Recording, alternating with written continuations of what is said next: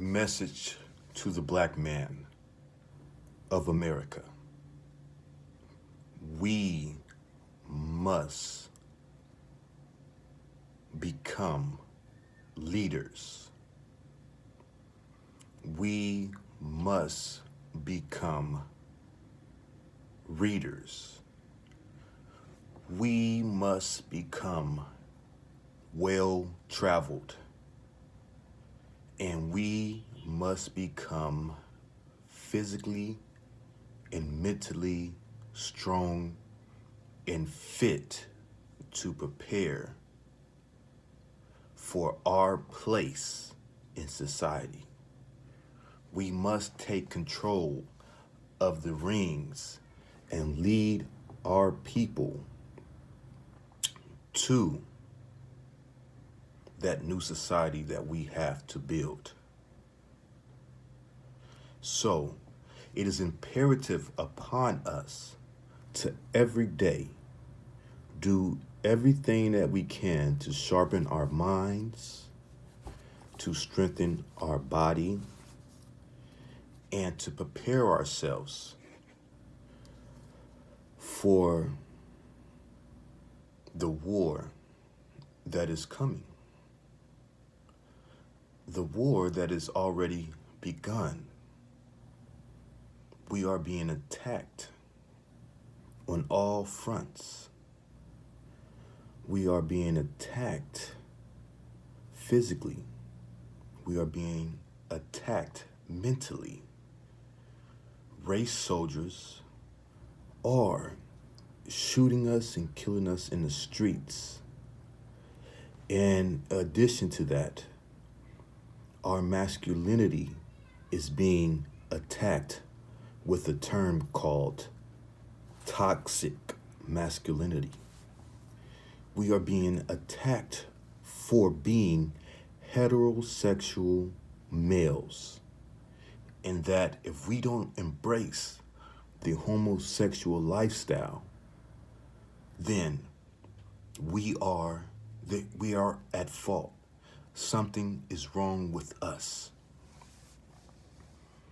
These are all attacks on black manhood. And I would like to say this, brothers.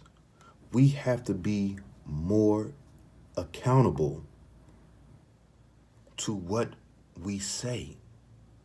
If you say something, mean it. Because I'm going to tell you this. At the end of the day, all a man has is his word. So if you say you're going to do something, you must do it. And if you know that you cannot do it, then don't say that you can do it. Just say, hey, I don't think I'll be able to do it. Or I can't do it. And by doing that, you don't break your promises and break your words to anybody, because you never made a promise that you didn't keep. And so it's imperative that we take all of these things into consideration as we begin what they call this new year, 2019, according to Western calendars, but not according to Kemetic calendars. But we'll deal with Western calendars since I am in the West. And I'm assuming most of the black men that I'm reaching are also in the West. We must also stop caping black men and black people for these other races that don't like us and don't give a damn about us. I am currently on the border of the U.S. and Mexico in San Diego, San Ysidro, shall I say, the San Ysidro border, which is a part of San Diego. So, but yesterday, I decided to cross the border to go to Tijuana, Mexico, just to stroll around. And I've been there before.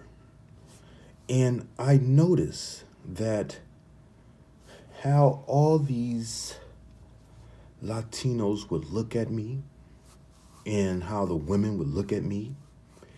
And it was like a sense of, I want to say, disgust. Like like they were looking down on me. But these are the same individuals, right, that want us to fight for their causes, for them to be accepted as citizens in the U.S. These are the same individuals that want us to protest for them and march for them and stand up for their cause to enter the U.S. Right, but are the same individuals that once getting into the U.S. they will turn their backs on us. They will not support anything of that we do. They don't support our economic structures that we do have, even though those are few, but yet they don't show any gratitude for us standing up for them, right? And they don't want to support us.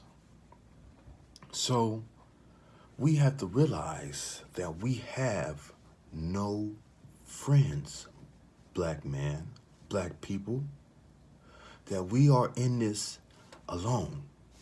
Even our African brethren, us being Africans of America, but our African brethren from the motherland, the continental Africa, they too turn their backs on us upon coming into the U.S. They don't want to deal with us. They don't want to congregate with us. They don't want to support us financially or anything.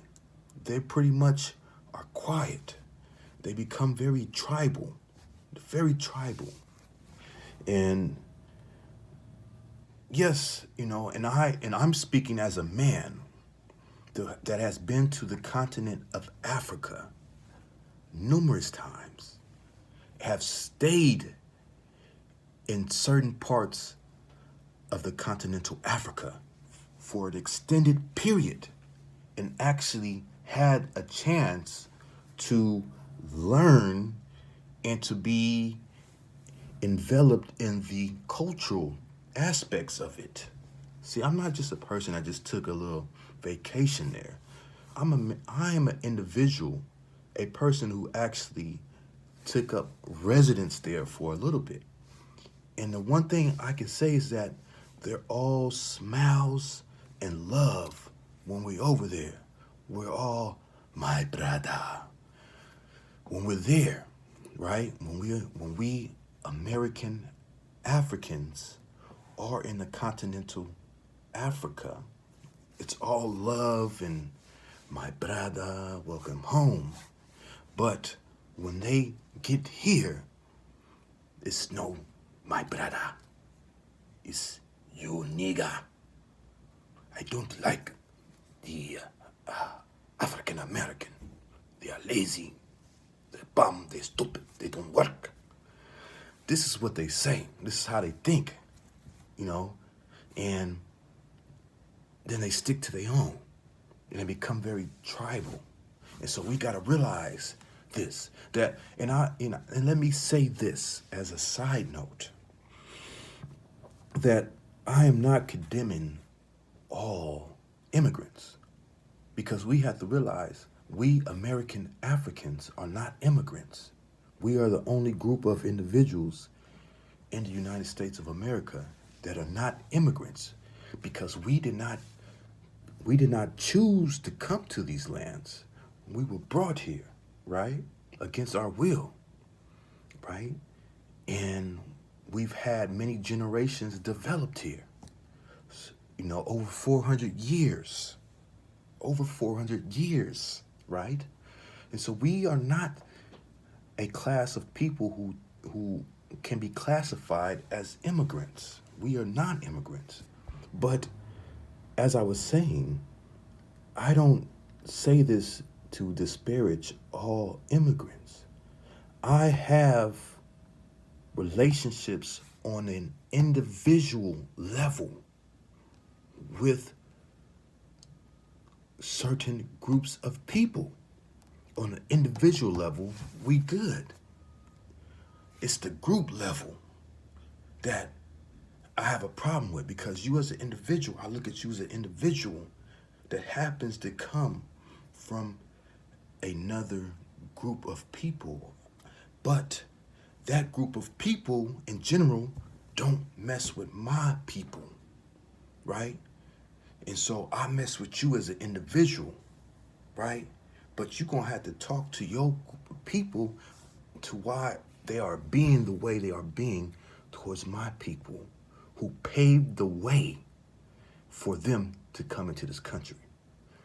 The 13th Amendment was created for us. It was for us. We were chattel slaves. And we were considered 3/5 of an individual. And so they created these amendments for us at the time when we were chattel slaves, to give us rights, to free us from chattel slavery, except when we're incarcerated, right? So that's another story, but let's deal with this, right? So we fought for that. And then after that, we fought for our civil rights. We marched. We protested. We had sit-ins. And during all these events and these actions, we faced great atrocities. We were hosed. We were hung. We had dogs stuck on us. Rocks thrown at us. Beat. All names hurled at us. All type of things that occurred when we were fighting for these civil rights. And all these other groups, for the most part, were on the sidelines just watching. And then when things cleared up, then they came in and said, oh, yeah, let's take these civil rights. And we allowed that. American Africans, we allowed that. But we have to stop it now. So, message to the black man in this new year of 2019 by the Western calendar is we have to come together. Now, I don't mean all of us. I mean the black men that are really progressive, because some of us going to have to be left by the wayside. Some of us, we are nothing but a cancer to our people. We can't take everybody. That's what we got to understand. When we talk about unity doesn't mean that we're uniting with the ignorant or the ones that that aren't progressive to our community. We don't want to unite with them. We want to unite with those who want to contribute to the progress of our people. And all others who have proven to be a cancerous cell to our people must be left by the wayside. And if they don't want to go peacefully or voluntarily, then we must force them. We must protect what we are trying to build by all means necessary.